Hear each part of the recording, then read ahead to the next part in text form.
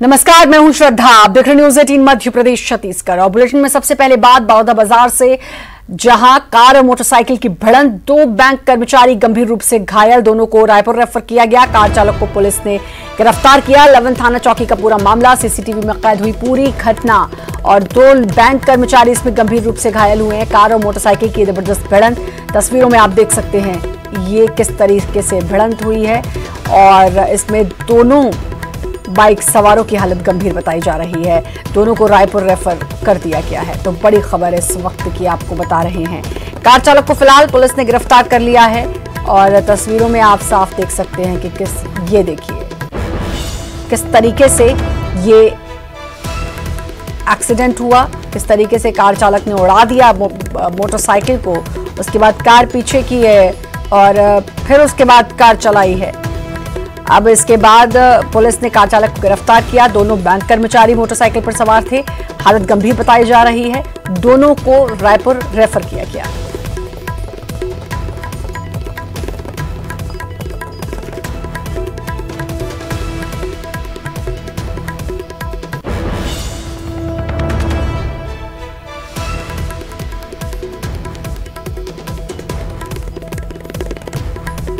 तो बड़ी खबर इस वक्त की आपको बता दें, जो कि बलौदाबाजार से आ रही है। कार चालक ने 2 को टक्कर मारी और बाइक सवारों को टक्कर मारी और उसके बाद वहां से भाग गया। हालांकि अब ये पुलिस की गिरफ्त में आ चुका है। पूरा मामला जो है वो सीसीटीवी में कैद हो गया है और दोनों जो मोटरसाइकिल पर जो 2 लोग सवार थे वो बैंक कर्मचारी बताए जा रहे हैं। दोनों को अब रायपुर रेफर किया गया है। दोनों की हालत गंभीर बताई जा रही है और ये तस्वीरों में आप देख सकते हैं किस तरीके से कार वहां से लेकर कार चालक फरार होने की कोशिश कर रहा था।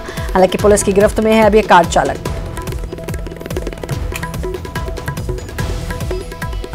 तो कार चालक को तो पुलिस ने गिरफ्तार कर लिया, लेकिन जो 2 मोटरसाइकिल सवार थे हालत गंभीर। दोनों को वहां बलौदाबाजार से अब रायपुर रेफर किया। लवन थाना चौकी का ये पूरा मामला है। सीसीटीवी में पूरी घटना ये कैद हो गई। तस्वीरों में आप साफ देख सकते हैं कार चालक की लापरवाही, जिसका अंजाम भुगतना पड़ा इन 2 बाइक सवारों को। और इन बाइक सवारों को, ये दोनों बाइक पर आ रहे थे, दोनों बैंक कर्मचारी बताए जा रहे हैं और दोनों की हालत गंभीर है और अब दोनों को रेफर किया गया है रायपुर। कार चालक ने भागने की कोशिश तो की, लेकिन पुलिस की गिरफ्त में है अब कार चालक। तो बड़ी खबर इस वक्त की आपको बता रहे हैं। लवन थाना चौकी का ये पूरा मामला है बलौदाबाजार की, जहां कार और मोटरसाइकिल में जबरदस्त भिड़ंत। बाइक में 2 लोग सवार थे। दोनों को चोटें आई हैं। दोनों की हालत गंभीर बताई जा रही है। दोनों को गंभीर हालत में रायपुर रेफर किया गया है। वहीं कार चालक, जिसको अब पुलिस ने गिरफ्तार कर लिया है।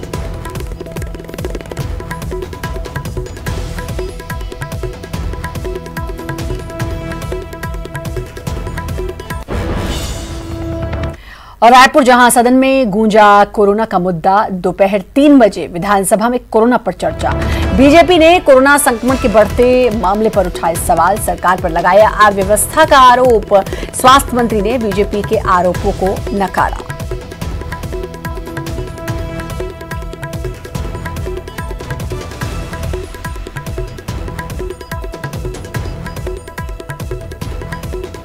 सदन में कोरोना का मुद्दा गूंजा है। अभी 3 बजे फिर कोरोना पर चर्चा होगी और स्वास्थ्य मंत्री ने बीजेपी के आरोपों को नकार दिया है। वहीं एक तरफ मंत्री रविंद्र चौबे ने ये कहा है कि अभी आंकड़े बहुत चौंकाने वाले आने वाले हैं। हालांकि उन्होंने कहा कि सरकार पूरी तरीके से तैयार है, आने वाले समय में हैरान करने वाले आंकड़े आएंगे। वहीं अब बीजेपी ने भी सरकार पर आरोप लगाया है। हालांकि स्वास्थ्य मंत्री ने सभी आरोपों को नकारा है।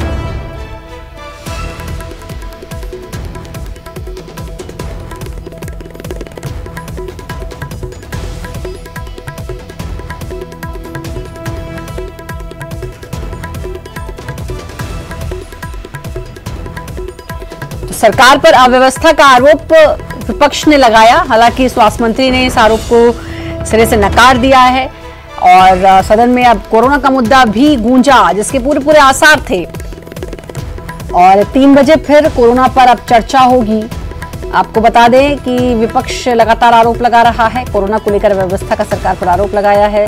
स्वास्थ्य मंत्री ने इस आरोप को नकारा है। वहीं मंत्री रविंद्र चौबे की बात करें तो उन्होंने कहा कि आने वाले समय में कोरोना के चौंकाने वाले आंकड़े सामने आएंगे, मृत्यु दर भी बढ़ सकती है और लेकिन उन्होंने कहा कि दिल्ली में जिस तरीके से कंट्रोल किया गया उसी तर्ज पर काम किया जा रहा है छत्तीसगढ़ में भी।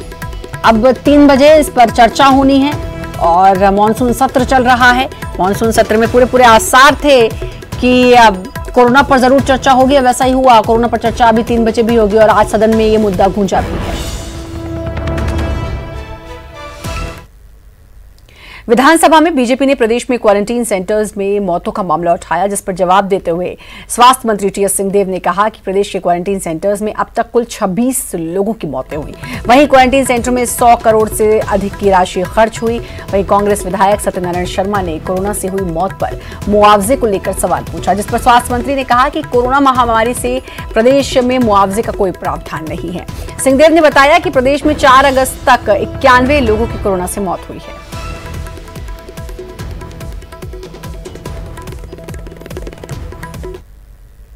हैं कोई बिंदु के फर्क हो सकते हैं। शुरू में जो प्रोटोकॉल मान लीजिए जारी हुए हो कि विदेशी लोग आ रहे हैं तो किन देश के लोगों को जांच करना है, तो वैसे गाइडलाइंस आते थे। पहले 1 देश आया, फिर 4 देश आए, फिर 10 देश आए, फिर सबका जांच होने लगा। तो इस प्रकार के हैं। वैसे विस्तृत प्रोटोकॉल आईसीएमआर और भारत सरकार का है। सदस्य चाहेंगी तो मैं उनको उपलब्ध करा दूंगा। इसकी कॉपी 22 पन्ने की है। पूरा जो प्रोटोकॉल है वो अंकित है, लिखित है। माननीय सदस्यों के लिए धर्मजीत जी, और व्यवस्था सुनिए।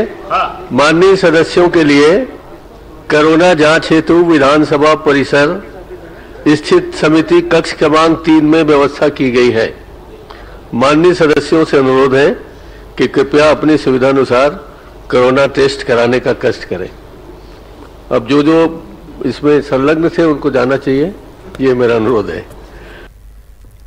और सदन में शून्यकाल के दौरान बीजेपी ने संसदीय सचिव का भी मुद्दा उठाया। बीजेपी सदस्यों ने कहा कि जब बीजेपी सरकार में संसदीय सचिवों की नियुक्ति हुई थी तो कांग्रेस के नेता ने विरोध किया और कोर्ट तक चले गए।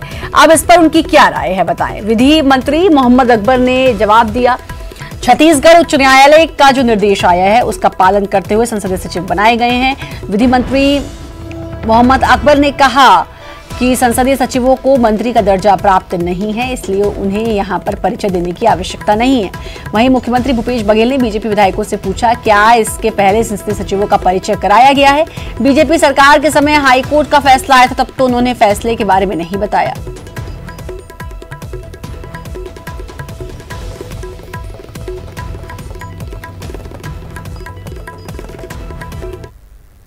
सीएम भूपेश बघेल ने छत्तीसगढ़ राज्य सूचना आयोग का वार्षिक प्रतिवेदन वर्ष 2019 को पटल पर रखा। सीएम ने इसके साथ ही अन्य 3 वार्षिक प्रतिवेदनों को सदन के पटल पर रखा। शिक्षा मंत्री प्रेमसाय सिंह टेकाम ने सदन के पटल पर 4 वार्षिक प्रतिवेदन रखा। उच्च शिक्षा मंत्री उमेश पटेल ने भी पंडित रविशंकर विश्वविद्यालय रायपुर का 55वां वार्षिक प्रतिवेदन वर्ष 2018 से 19 को सदन के पटल पर रखा।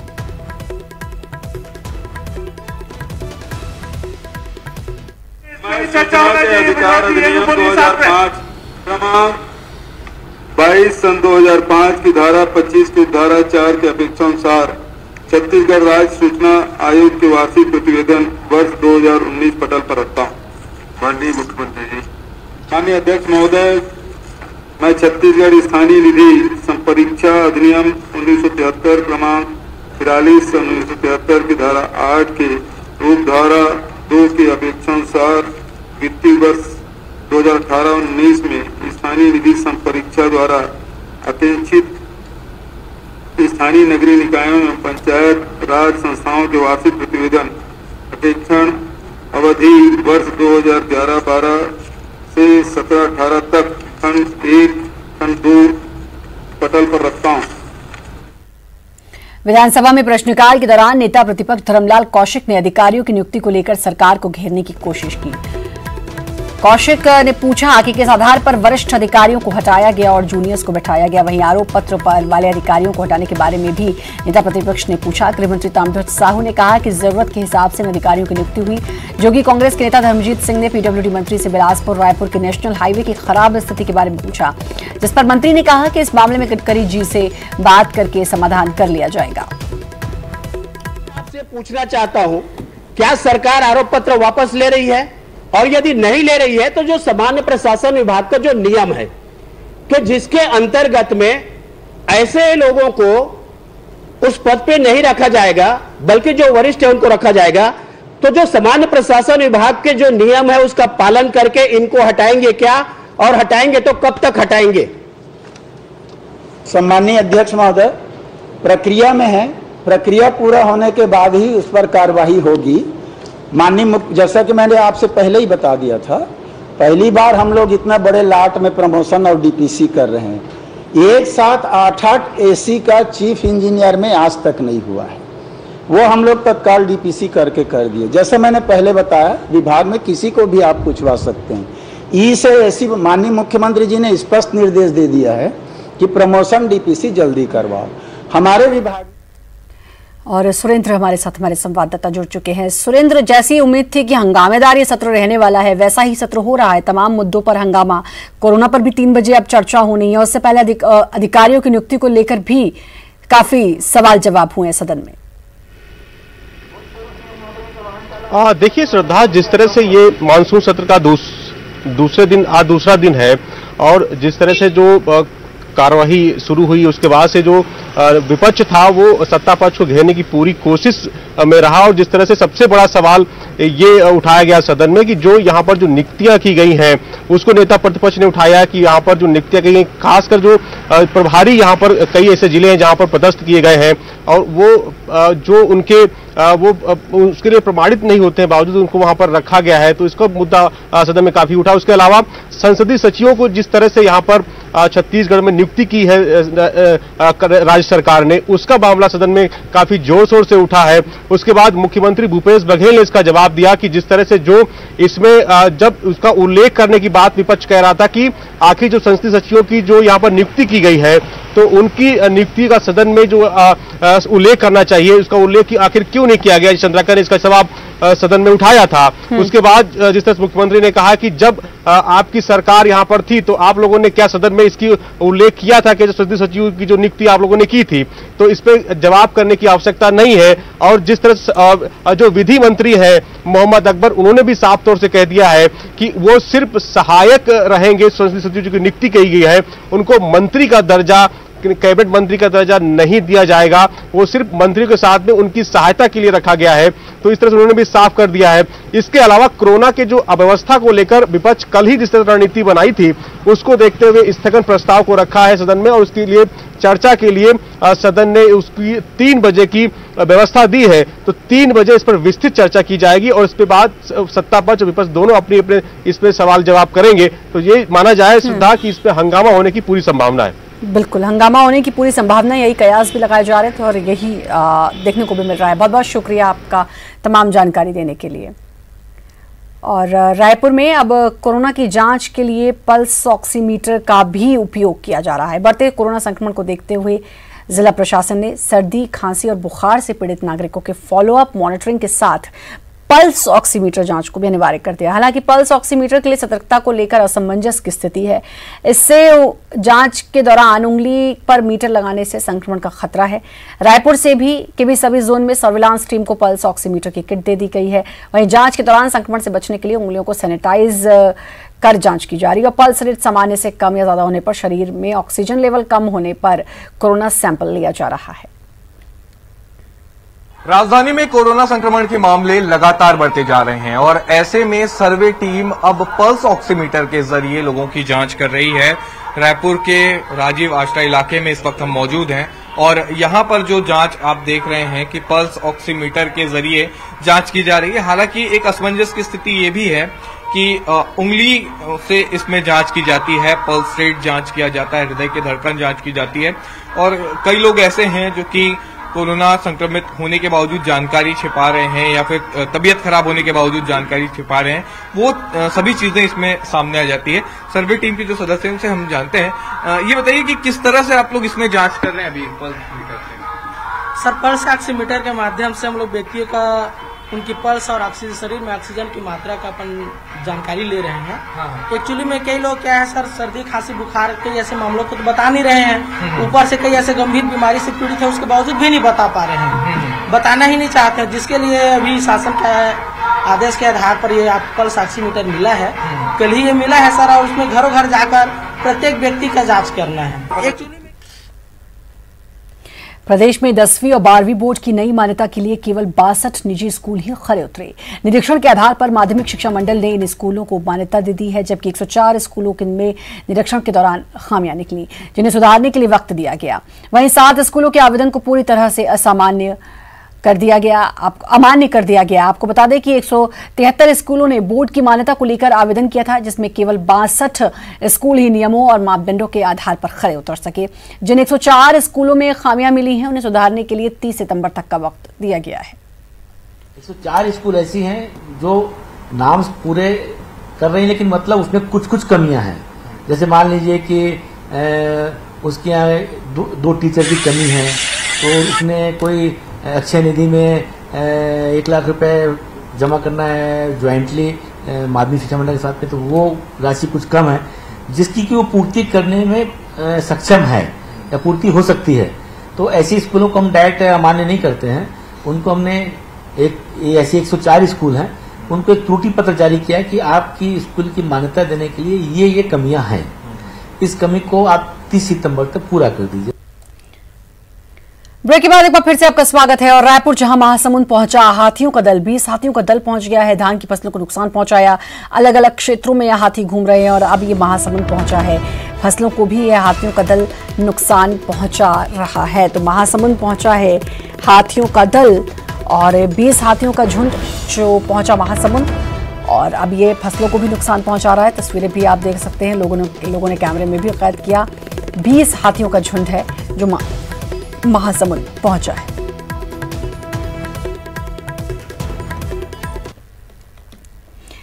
रायगढ़ में यूरिया की कालाबाजारी का मामला सामने आया है। दरअसल यहां पर किसानों को यूरिया नहीं मिल पा रहा है। यूरिया की कमी के चलते समिति प्रबंधकों और जमाखोरों की मिलीभगत मुख्य वजह बताई जा रही है। बहरहाल कलेक्टर ने सख्त कार्रवाई की बात कही है।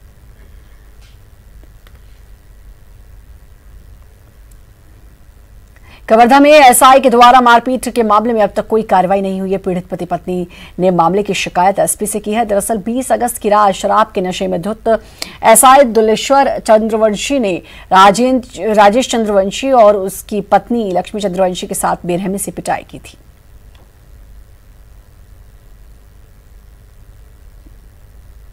बलरामपुर में वन विभाग ने सांभर के शिकार में 12 लोगों को गिरफ्तार किया है। शिकार की सूचना मिलने पर वाड्रफनगर वन विभाग की टीम ने दबिश दी और मौके से 12 लोगों को गिरफ्तार कर लिया। वहीं 3 लोग अभी भी फरार हैं।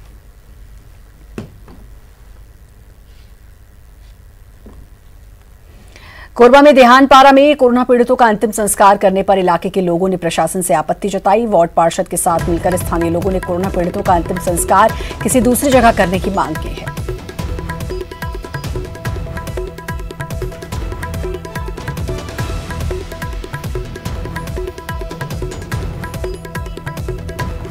वार्ड पार्षद ने प्रशासन से आपत्ति जताई है, अंतिम संस्कार कहीं और किया जाए, ये मांग की है। आपको बता दें कि एक कोरोना पीड़ित महिला के अंतिम संस्कार पर यह नाराजगी स्थानीय लोग जता रहे हैं। कोरबा कलेक्टर किरण कौशल ने बारिश के दौरान राताखार किरवा घाट सड़क के निर्माण कार्य का निरीक्षण किया। कलेक्टर ने जिले में नई सड़कें बनाने और खराब सड़कों की मरम्मत के लिए विभागीय अधिकारियों के साथ बैठक की और काम में तेजी लाकर हर दिन किए गए काम की फोटो और जानकारी व्हाट्सएप पर भेजने के निर्देश दिए थे। इसके बाद कलेक्टर किरण कौशल ने एडीएम संजय अग्रवाल के साथ निरीक्षण किया।